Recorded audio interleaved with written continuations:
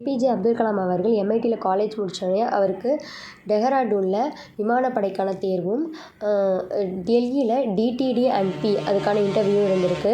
அவர் Dehradun first போயிருக்காரு. அங்கே மொத்தம் 25 பேர் பங்கேற்றிருக்காங்க. 8 பேரை செலக்ட் பண்ணுறதா இருந்திருக்கு. ஏபிஜே அப்துல் கலாம் அவர்கள் 9வது இடம் பிடிச்சிருக்காரு. தன்னை ரொம்ப நாள் ஆசைப்பட்டு விமானப்படையில் சேர முடியலைன்னு நினச்சி ரொம்ப வருத்தப்பட்டிருக்காரு. அங்கேருந்து ரிஷிகேஷ் போயிட்டு சிவானந்த சுவாமிகளோட ஆசிரமத்துக்கு போயிருக்காரு. அங்கே அவர்கிட்ட தன்னுடைய வருத்தத்தை தெரிவிச்சிருக்காரு. அவர் உனக்காக இந்த வேலைவாய்ப்பு இல்லைன்னு இருந்திருக்கு.